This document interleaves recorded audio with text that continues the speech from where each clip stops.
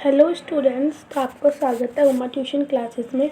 ये हमारी यूनिट 3 है, उसका इम्पोर्टेंट क्वेश्चन है। तो देखिए, जो हमारी यूनिट 3 है वो मेनली साक्षात्कार के ऊपर डिपेंड है, मतलब इंटरव्यू पे। ठीक है, तो इसका क्वेश्चन है जो कि सर्वेक्षण शोध में साक्षात्कार तकनीक क्या होती है और साक्षात्कार के विभिन्न रूपों और प्रकार की विवेचना कीजिए।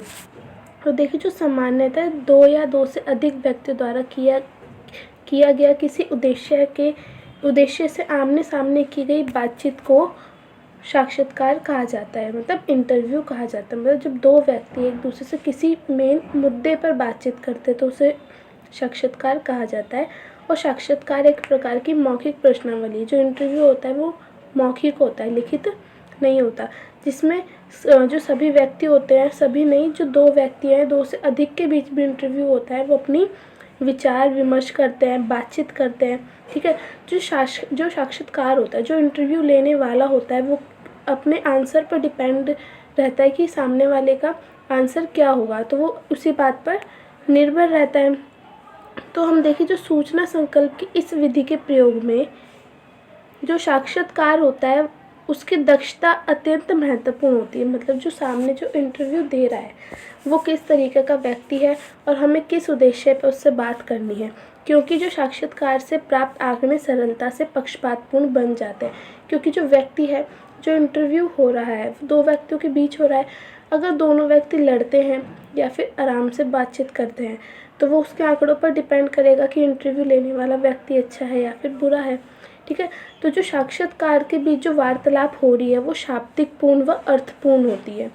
ठीक है, और जो ये शाब्दिक पूर्ण व अर्थपूर्ण होती है, तो देखिए इसके अंदर कुछ थिंकर हैं, जैसे कि गुड एवं हेड के अनुसार बताया गया है कि किसी उद्देश्य से किया जाने वाला गंभीर वार्तालाप ही साक्षात्कार है। मतलब किसी मेन मुद्दे पर की जाने वाली बातचीत ही इंटरव्यू कहलाती है ना। और जो डाइजिन के अनुसार क्या है कि जो साक्षात्कार है वो आमने सामने किया गया एक संवादोचित आदान प्रदान है, जहां एक व्यक्ति दूसरे व्यक्ति से कुछ सूचनाएं प्राप्त करता है। ठीक है, तो जो ये परिभाषाएं दी गई हैं, इन तीनों लोगों ने अपनी अपनी परिभाषाएं दी है, आप एग्जाम में लिख सकते हैं, आपको अच्छे मार्क्स मिलेंगे ना। देखिए, जो इंटरव्यू है, मतलब जो साक्षात्कारों में निम्न 3 विशेषताएं पाई जाती है। देखो, ये दो व्यक्तियों के मध्य होता है, ठीक है, पहला। दूसरा, एक दूसरे से संपर्क स्थापित करने का एक सबसे अच्छा साधन है। तीसरा, जो साक्षात्कार से संबंधित दोनों व्यक्तियों में से एक व्यक्ति को साक्षात्कार के उद्देश्य के लिए विषय में संज्ञान होना होता है। जैसे कि अगर मैं आपका इंटरव्यू ले रही हूँ तो आपको टॉपिक पता होगा कि इंटरव्यू किस बेस पर है। ठीक है, तो अब देखिए, हम पढ़ेंगे साक्षात्कार के प्रमुख अवयव होते हैं, मतलब टाइप्स। पहला होता है साक्षात्कारकर्ता, इंटरव्यू लेने वाला। साक्षात्कार हेतु प्रश्न, उसने प्रश्न तैयार कर रखे होंगे। और साक्षात्कार देने वाला, मतलब इंटरव्यू देने वाला। ये 3 चीज़ें इसमें बहुत इंपॉर्टेंट है। एक जो इंटरव्यू लेगा उसके पास क्वेश्चंस होने चाहिए। ठीक है, और जो इंटरव्यू देने वाला होना चाहिए ताकि उसके आंसर्स मिल सके।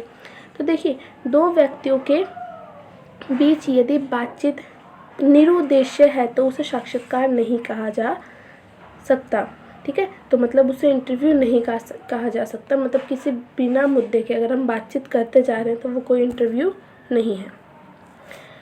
देखिए, इंटरव्यू जो है साक्षात्कार के निम्न मुख्य प्रकार हैं: शोध साक्षात्कार, चयनात्मक, निदानात्मक, तथ्य संकलन और उपचारात्मक। नेक्स्ट वीडियो में इन 5 को भी डिफाइन करा जाएगा। ठीक है, और हम आने वाली जो नेक्स्ट वीडियोस होंगी उसके अंदर मैं इम्पोर्टेंट क्वेश्चन के साथ क्वेश्चन पेपर भी सॉल्व करवाऊंगी।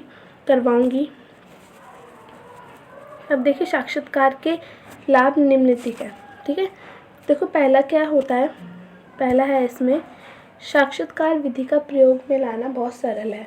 मतलब अगर आप एक जैसे अनपढ़ व्यक्ति है, उसको आप क्वेश्चन पेपर दे देंगे, वो तो लिख भी नहीं पाएगा। लेकिन उसी अनएजुकेटेड पर्सन से अगर आप वर्बली पूछते हो, क्वेश्चंस मौखिक तरीके से पूछते हो, तब वो बहुत आसान तरीका रहेगा, है ना। और छात्रों की अंतर्दृष्टि को विकसित करने में सहायक होता है। टीचर अगर ऐसे क्वेश्चंस पूछ रही है बच्चों से तो उससे क्या होगा, उसका आत्मविश्वास भी बढ़ेगा। थर्ड पॉइंट है भावनाओं को स्वीकार करने का एक अच्छा अवसर होता है। ये इंटरव्यूज़ के सामने क्या होता है, हम अपने मन की सभी बातें बेझिझक होकर बोल सकते हैं। फोर्थ पॉइंट, साक्षात्कार देने वाले को अपनी समस्याएं प्रकट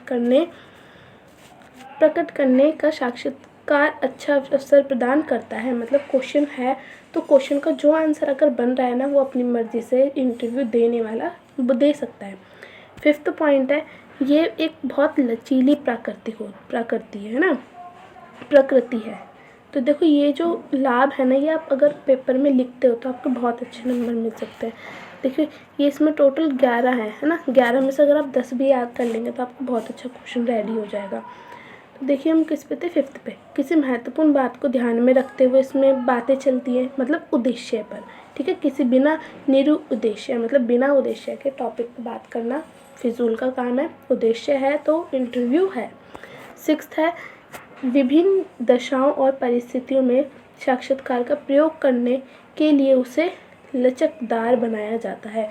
मतलब कि देखते हैं ना, जैसे कहीं बाढ़ वगैरह आ जाती है तब भी क्या होते हैं, जो न्यूज़ वाले होते जाते हैं, बातचीत करते हैं लोगों से और लोग अपनी समस्याएं बताते हैं ना, इस तरीके से। सेवंथ है, संपूर्ण व्यक्तियों को समझने में यह विधि उत्तम है। मतलब इंटरव्यू लेना बहुत एक आसान तरीका होता है।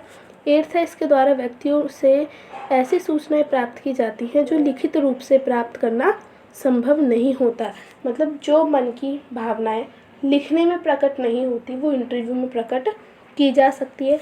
नौवां है, बातचीत के दौरान जो साक्षात्कारकर्ता व्यक्ति की अनिच्छा, असहयोग इत्यादि मनोभाव को भी अवलोकन कर सकता है, ठीक है। और उसका जो उत्तर है वो वैध तरीके से जान सकता है। उसकी मन की बात जानना मेनली है, जो इंटरव्यू देने वाला है उसकी मन की बात जानना आसान हो जाता है।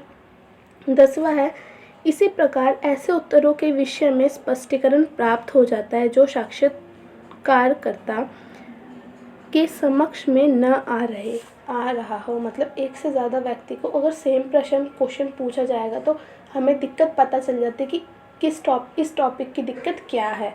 तो अगर एक से ज़्यादा व्यक्ति से इंटरव्यू अगर साक्षात्कार ले रहा है तो हमें समस्या का आसानी से पता चल जाता है। और 11वां है कि जो इस विधि के दौरान ऐसे प्रश्नों को स्पष्ट किया जा सकता है जो व्यक्ति के समझ में ना आ रहे हों। अगर व्यक्ति को समझ में नहीं आ रहा तो वो लिख के तो अपना आंसर देगा नहीं, तो वो बोलकर और अपने मन के भाव को प्रकट कर भी आंसर दे सकता है। तो देखिए हमारा जो ये क्वेश्चन था इतना ही था।